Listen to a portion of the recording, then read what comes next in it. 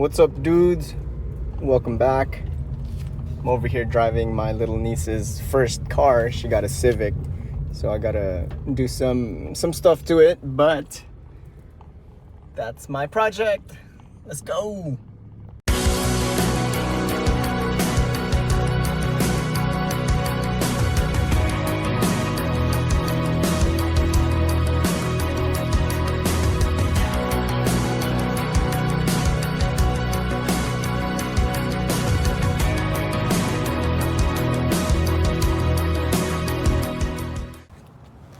Okay, so when I first parked this car before I took it apart, the mileage on the odometer was showing 3,873 miles. And right now it is showing 3,929. So what is that, like 50 something? 56, I guess? I don't know. Anyways, that should be enough time for me to find out what needs to get done in order to make this car a little bit more reliable. And I've definitely noticed a couple things. The beam, I still haven't put some grease inside there. There's some Zerk fittings up here in the front. Don't know if you can see that from here, but that needs to get filled up. I'm noticing that my speedometer, most of the time it doesn't really work while I'm driving. I know this unit actually works, it's just the connection from this to the actual wheel. So I'm pretty sure that the little cap there is just loose, because from time to time I'll see that like kind of jump up to like 40 miles an hour, and then it goes back down to 0, then it jumps up to 50, then back down to 0. So I'm pretty sure that it's just loose in there, so I will need to like cut some slits and make sure that fits properly over the rotor. We should be good.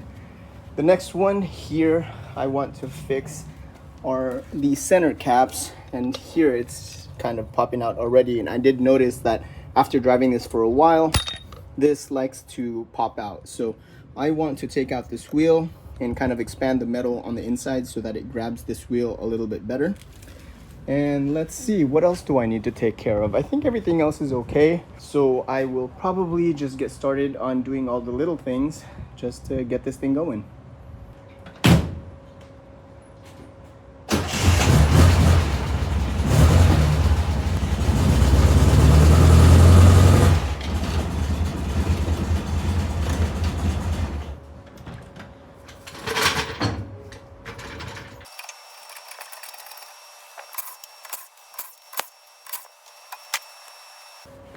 This is exactly why my speedometer wasn't working, because this was never hammered all the way in.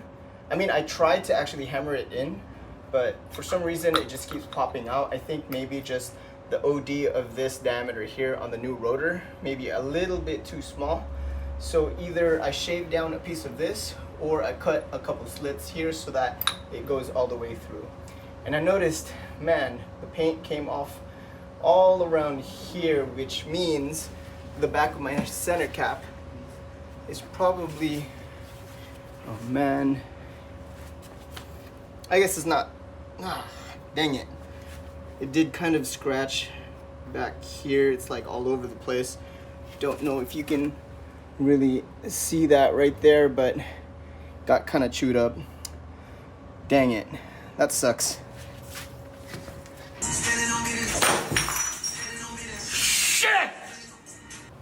So upon further inspection, it looks like I'm actually missing the clip that holds this to this. And this is kind of just like loosey-goosey, but for some reason it's not wanting to push out. I think maybe because it's just been like spinning around here, it's probably eaten up a little bit of the metal here so that it's a little bit deformed. But that's not too hard to get out. But basically, the reason why I figured out that this was going to be the issue with my speedometer, because it would mostly stay at 0 miles, and then every now and then I'll see it jump up to like 30 or 40 or 50 or however fast I'm going. And I figured that maybe this was just loose like this the whole time, and then every now and then it'll actually catch, and then it'll like spin just momentarily and then stop and then go back to 0. And then it kept doing that, like it would stop, then it would spin, stop and spin. So I figured that this was the issue because I know for a fact that speedometer actually works. I've taken it apart and kind of done a lot of stuff to it, so that wasn't going to be the issue. Now this thing, I just need to figure out how I'm going to take this off. Let me grab a little hammer. There you go. So this one just comes out. I can probably just leave this here. It's actually starting to eat that up. I don't know, I'll actually just leave it there until it completely fails, if it actually does. I'm not too concerned about missing that clip here because this kind of constantly has pressure going that way because of how long this cable is. It's not likely that it's gonna wanna pull in, and plus it was a little bit hard to get it out anyway, so I have some time. I'm just gonna make some measurements and then go to Ace Hardware and grab a new clip. So let's see what we can do with this guy.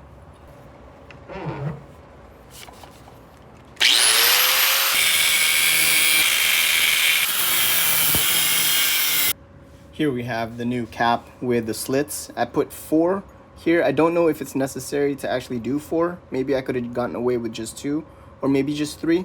I don't know, I just kind of wanted symmetrical stuff. So this is going back in. All right, then I should just be able to jam this in. Last thing is just to find a new clip so I can put it here, or actually maybe I'll put like some tape on it just temporarily.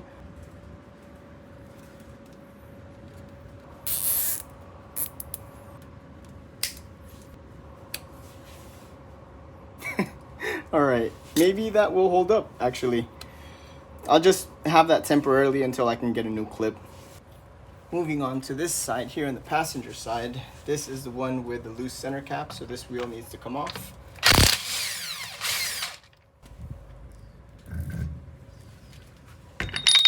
Oh man, that's why it was loose. This thing also came off, so I guess I'll need to cut some slits here, shove this back in. This is probably the reason why the center cap kept getting pushed out. Dang, good thing I didn't lose these caps.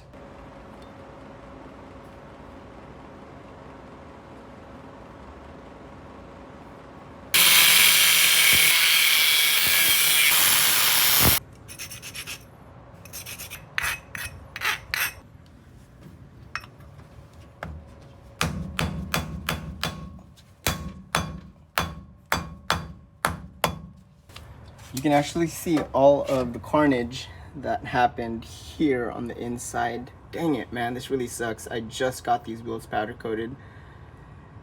Yeah, all the remnants right here. Wow, that sucks.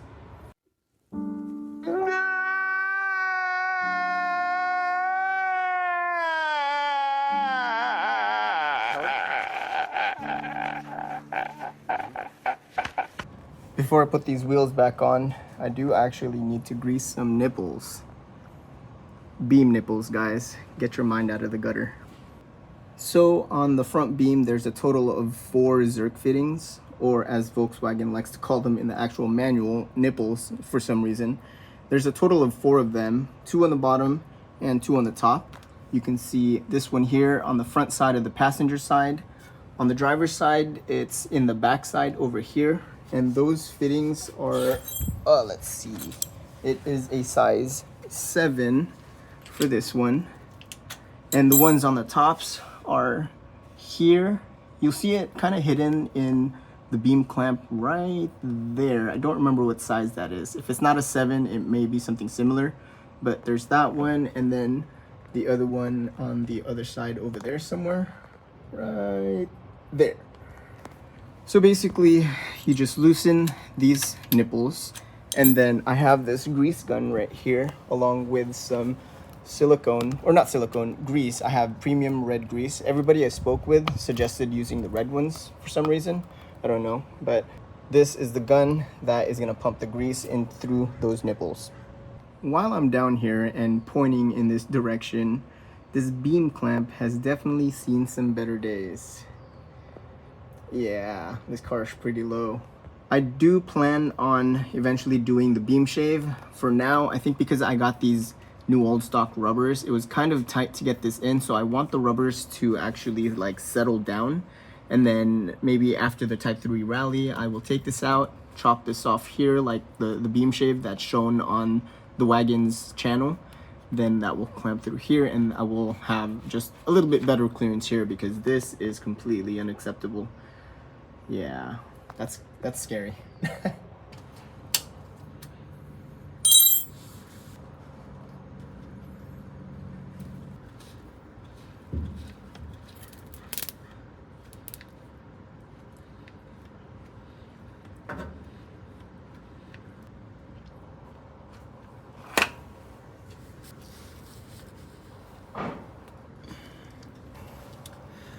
I actually really dislike this job because how messy it is.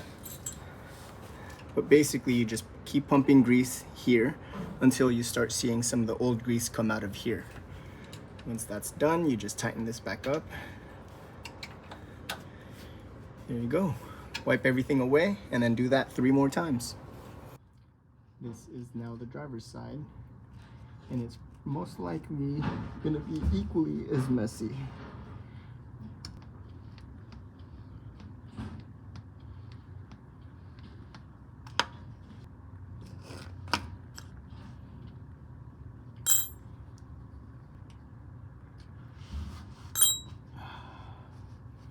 I hate this job, but it has to be done.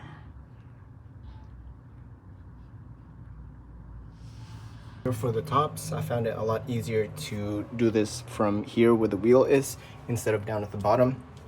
And it's also a size 7, and it's just enough space or angle to get it in here and loosen it this way. Just doing it by one hand. Okay, so that should be loose enough. It may be a little tight. It's on there now, but I have to still tighten this thing right here. So I'm probably gonna need 2 hands for this. Okay, this was quite the challenge to get that snugged up. I have the grease gun now connected, and oh, damn it.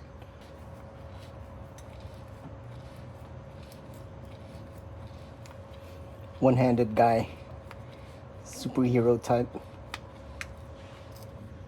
All right, here's another attempt at being Superman, one-handed guy.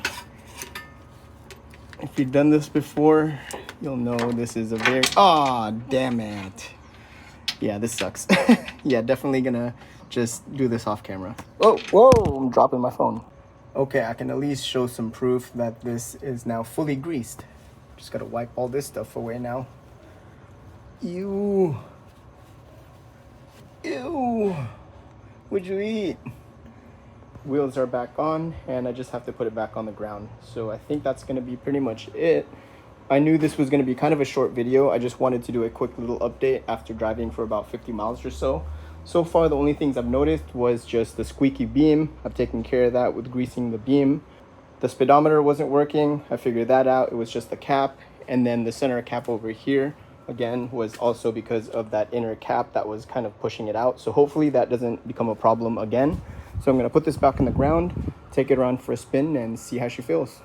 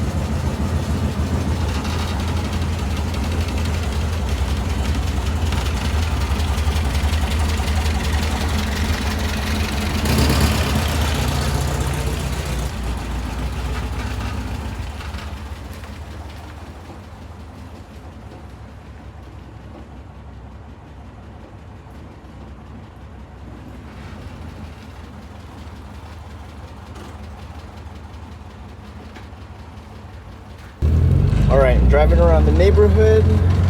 So far, my speedometer is working. Nice. Yep, that seems like that was the only problem I had with that. Now, let's see. It's still kind of squeaking a little bit on the passenger side. And now I think maybe it wasn't the beam to begin with. It could be maybe some other suspension components, like maybe I have to put some grease or some lubrication on the shock mounts or something. I don't know. I'll kind of diagnose that sometime on the side, but so far I'm really enjoying how smooth this car's driving. Whoa. Only thing I noticed is that it's a little bit harder for the steering wheel to go back to center after I've made a turn. Maybe just because it's a little bit more stiff. I don't know. But I mean, besides that, it's really nice and firm. Really no slop. Like as soon as I turn just a little bit, the car wants to turn as well. So that's really good. Before I would actually be turning the steering wheel like all the way this way, and it would still be going straight. So that was just a complete nightmare. This is gonna be the end of this video, guys. Thanks for following along. See you on the next one.